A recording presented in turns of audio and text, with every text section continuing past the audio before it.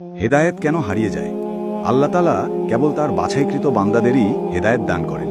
হেদায়েত আল্লাহ তাআলার অনুগ্রহ। হেদায়েত পাওয়ার পর তা ধরে রাখা আমাদের দায়িত্ব।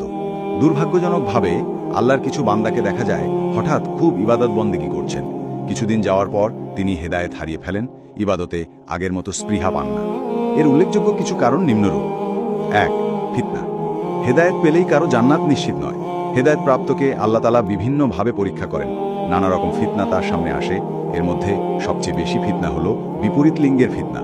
এসব ফিতনা থেকে বাঁচতে চোখের হিফাজত করা ও ফিতনায় পড়লে আল্লাহ দেওয়া শিক্ষার অনুযায়ী আচরণ করা জরুরি। ২. দিনদারদের সান্নিধ্যে না থাকা। অনেকে হেদায়েত পাওয়ার পর ব্যক্তি জীবনে কেবল নামাজকে ধরে রাখেন, ইসলামের ফরজ জ্ঞানার্জনের চেষ্টা করেন না, দিনী মজলিসগুলোতে যান না, আলেমদের সাথে থাকেন না। সরাসরি আলেমদের থেকে জ্ঞান অর্জন করতে না পারলেও অনলাইনে বিষয়ভিত্তিক আলোচনা শোনা যেতে পারে। ৩. সঠিক পদ্ধতিতে জ্ঞান অর্জন না করা। সদ্য হিদায়তপ্রাপ্ত অনেককে দেখা যায় ইসলামের মৌলিক বিষয়গুলো বাদ দিয়ে অনেক গভীর বা ইখতিলাফি বিষয় নিয়ে পড়ে আছেন, যেগুলো সম্পর্কে তার প্রাথমিক জ্ঞান নেই। কেউ হয়তো নাস্তিকদের সাথে তর্কে জড়াচ্ছে, কেউ বা শিয়ার আফেজিদের নিয়ে পড়াশোনা করে বিভ্রান্ত হচ্ছে। অথচ প্রত্যেকের জন্য জরুরি হল দ্বীনের মৌলিক বিষয় যেমন ঈমান, আকীদা, সালাত, পবিত্রতা, কোরআন, হাদিস, আখলাক ইত্যাদি বিষয়ে জ্ঞান অর্জন করা। ৪. অহংকার করা। অনেকেই হেদায়েত পেয়ে অহংকারী হয়ে ওঠেন, অন্য মুসলিম ভাইবোনকে তুচ্ছ তাচ্ছিল্য করেন। পোশাক, চলাফেরা, গুনাহ কিংবা ইবাদতের দৈন্যতা নিয়ে তাদের সমালোচনা করেন, খাটো চোখে দেখেন, জাহান্নামী বলে কটাক্ষ করেন।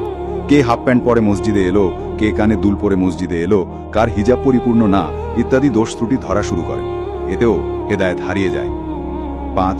দুয়া না করা। অনেকেই ভাবেন হেদায়েত চিরস্থায়ী, কিন্তু আল্লাহ তাআলা পবিত্র কোরআনে দুয়া শিখিয়েছেন, রাব্বানা লা তুজিগ কুলুবানা বাদা ইজ হাদাইতানা ওয়া হাবলানা মিন লাদুনকা রাহমাতান ইন্নাকা আনতাল ওয়াহাব। অর্থ, হে আমাদের প্রতিপালক, হেদায়েত দেওয়ার পর আমাদের অন্তরকে পুনরায় বাঁকা করে দেবেন না এবং আমাদেরকে আপনার পক্ষ থেকে রহমত দান করুন, নিশ্চয়ই আপনি মহাদাতা। সূরা আলী ইমরান আয়াত ৮। নবীজি সাল্লাল্লাহু আলাইহি সাল্লামও হেদায়েত ধরে রাখার জন্য অনেক দোয়া করতেন, যেমন ইয়া মুকাল্লিবুল কুলুব সাব্বিত কালবি আলা দীনিক, অর্থাৎ হে অন্তরসমূহের পরিবর্তনকারী, আমার অন্তরকে আপনার দ্বীনের উপর অবিচল রাখুন। সুতরাং হেদায়েত ধরে রাখতে অধিক পরিমাণে দোয়া করা জরুরি। ৬. নিয়মিত তওবা ইস্তিগফার না করা। মানুষ হিসেবে নিজের অজান্তেই আমাদের অনেক গুনাহ হয়ে যায়। এসব গুনাহ থেকে বাঁচতে ও নিজের হেদায়েতকে নবায়ন করতে নিয়মিত তওবা ইস্তিগফার করা জরুরি। গুনাহের জন্য নিয়মিত ক্ষমা প্রার্থনা না করলে গুনাহ জমতে জমতে মানুষ একসময় হেদায়েত থেকে ছিটকে পড়ে।